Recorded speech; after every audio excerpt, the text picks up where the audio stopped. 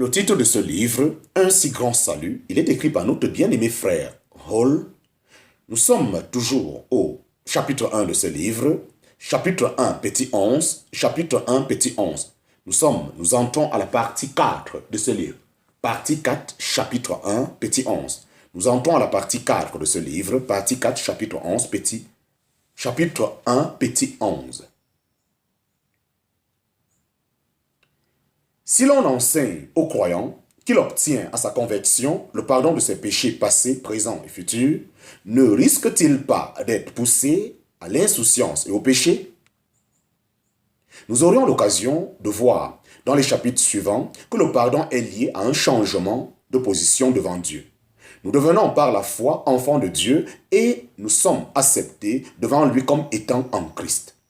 Du fait de cette acceptation, nos péchés passés, présents et futurs sont pardonnés et il en résulte une joie profonde.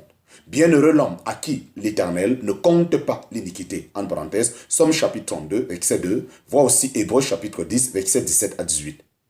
Par contre, si les fautes commises depuis notre conversion ne modifient en rien notre position d'enfant de Dieu, elles interrompent notre communion avec le Père et nous ôtent notre joie. En effet, l'Esprit Saint en nous est attristé et la nature divine que nous avons acquise à notre conversion est comme refoulée car elle a en horreur le mal. Nous avons donc à confesser rapidement nos péchés pour jouir à nouveau du pardon de Dieu. Si nous confessons nos péchés, il est fidèle et juste pour nous pardonner nos péchés. En parenthèse, 1 Jean chapitre 1 verset 9. Mais il s'agit là du pardon gouvernemental qui nous restaure dans la communion du Père et non du pardon fondamental acquis dès le début de la vie chrétienne. Alléluia et Amen. Mais il s'agit là du pardon gouvernemental qui nous restaure dans la communion du Père et non du pardon fondamental acquis dès le début de la vie chrétienne. Fin du chapitre 1, fin du chapitre 1. Chapitre 2, la justification. Chapitre 2, la justification. Chapitre 2, la justification. Dans sa grâce, Dieu nous pardonne, même plus, il nous justifie. Être justifié, c'est être dégagé de toute accusation qui pourrait être portée contre nous. C'est le contraire d'être condamné, de même qu'être coupable est opposé à être pardonné. La justification libère donc le croyant de toute accusation et de toute sentence que devrait prononcer contre lui le tribunal divin. Mais ce n'est pas tout. La justification n'a pas seulement le caractère négatif d'être libéré de la condamnation. Elle enrichit le croyant d'une justice à la fois positive et divine. Nous avons vu que le début de l'épître aux Romains établit la culpabilité de l'homme. Comme une conclusion, le verset 19 du chapitre 3 déclare que tout homme est coupable devant Dieu. Le verset suivant constate que la loi n'apporte aucun secours. Au contraire, au lieu de justifier l'homme, elle le convainc de péché et fait venir sur lui une juste condamnation. Devant cette triste constatation, l'apôtre expose à partir du verset 21 la glorieuse doctrine de la justification. Chapitre 2, petit 1, la justice de Dieu. Chapitre 2, petit 1, la justice de Dieu. L'apôtre commence par proclamer que la justice de Dieu est manifestée. En déclarant l'homme pécheur, Dieu avait déjà montré sa justice et établi qu'il ne peut faire aucun compromis avec le péché. Mais maintenant, cette justice est manifestée avec un éclat incomparable par l'œuvre de Jésus-Christ. Christ a parfaitement glorifié Dieu sur la terre. En particulier, il a laissé sa vie volontairement. Il a été une offrande agréable à son Dieu qui a été apaisé à l'égard du péché et même glorifié. Dieu l'a alors ressuscité et l'a fait asseoir à sa droite. Christ glorifié est une première manifestation de la justice divine. En parenthèse, Jean chapitre 10, verset 17. Jean chapitre 17, verset 4 à 5 et Jean chapitre 16, verset 10. D'autre part, Christ s'est livré pour nous. Il a subi la condamnation du péché. En parenthèse, Romains chapitre 8, verset 3, et a expié tous les péchés des croyants. Par conséquent, Dieu est parfaitement juste en recevant comme justifiés ceux qui viennent à lui par Jésus-Christ. En parenthèse, 2 Corinthiens chapitre 5, verset 21. Ainsi, ces deux aspects de l'œuvre de Christ, la propitiation pour la satisfaction parfaite de Dieu et la substitution du croyant sous le jugement, manifestent parfaitement la justice de Dieu. Cette justice sera bientôt visible lors du jugement et de la condamnation éternelle des hommes qui auront refusé la grâce. Elle sera alors manifestée publiquement, mais d'une manière moins profonde qu'à l'heure solennelle où Dieu accabla de douleur son propre Fils, victime parfaite, fait pécher pour nous. La croix de Christ demeurera durant l'éternité la manifestation la plus grandiose de la justice de Dieu et de son amour insondable. En parenthèse, Romains chapitre 5, verset 8. Alléluia, Amen.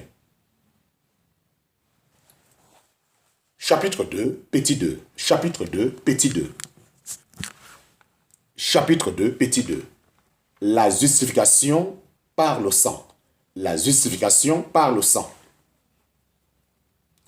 La justice de Dieu, ainsi manifestée, se déploie envers tous les hommes. La justice de Dieu, ainsi manifestée, se déploie envers tous les hommes. La grâce de Dieu est offerte à tous. C'est un de ces aspects merveilleux. Elle met tous les hommes à égalité, étant donné que tous ont péché et n'atteignent pas à la gloire de Dieu. En parenthèse, Romains chapitre 3, verset 23. Cependant, si cette justice est en faveur de tous, elle n'est imputée qu'à ceux qui croient. Elle est jetée sur eux comme une robe pour les couvrir en la présence de Dieu. C'est la justification positive du croyant qui est non seulement dégagée de toute accusation, mais divinement revêtue de justice. Bien sûr, l'amour de Dieu est à la source de tout. Nous sommes justifiés par sa grâce, en parenthèse, Romains chapitre 3, verset 24. Mais le moyen de nous rendre justes est le sang de Christ, c'est-à-dire sa mort. Nous sommes justifiés par son sang, en parenthèse, Romains chapitre 5, verset 9, Romains chapitre 3, verset 25. La mort de Christ a montré la justice de Dieu autant en faveur des croyants de l'Ancien Testament que pour nous-mêmes. Avant la venue du Seigneur, Dieu pouvait supporter les péchés parce qu'il regardait par avance au sacrifice de Christ qui était typifié par toutes les ordonnances de la loi. Ainsi, le sang de Christ est le seul moyen de rendre juste un pécheur. Cependant, les croyants d'alors ne pouvaient le comprendre et n'avaient pas une pleine assurance du salut. Chapitre 2, petit 3. Chapitre 2, petit 3.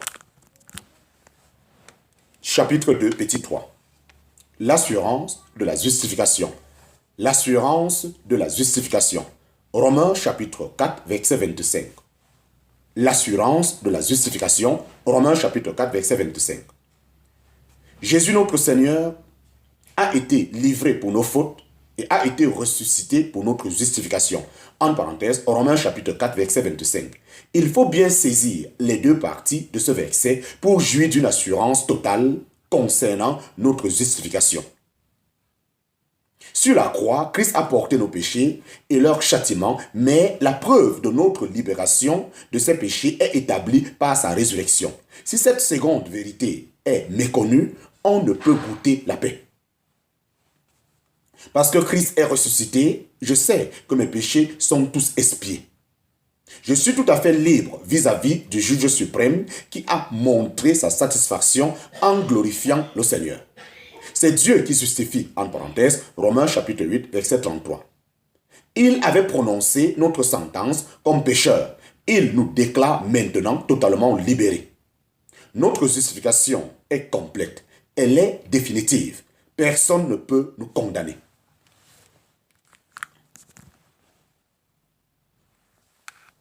Chapitre 2, petit 4. Chapitre 2, petit 4. La justification par la foi. La justification par la foi. La foi est le maillon qui nous unit au Seigneur Jésus et nous rend participants aux bénédictions que sa mort procure. La foi est donc nécessaire. Seuls les croyants sont justifiés. Dans ce sens, seuls les croyants sont justifiés. Dans ce sens, nous sommes justifiés sur le principe de la foi. En parenthèse, Romains chapitre 5, verset 1. Cette foi consiste à recevoir simplement le salut que Dieu nous offre, à recevoir Jésus-Christ, en parenthèse, Jean chapitre 1, verset 12. C'est l'obéissance de la foi, en parenthèse, Romains chapitre 16, verset 26, voire aussi Jean chapitre 3, verset 36. Jésus-Christ est l'auteur du salut éternel, réservé seulement à ceux qui lui obéissent, en parenthèse, Hébreux chapitre 5, verset 9.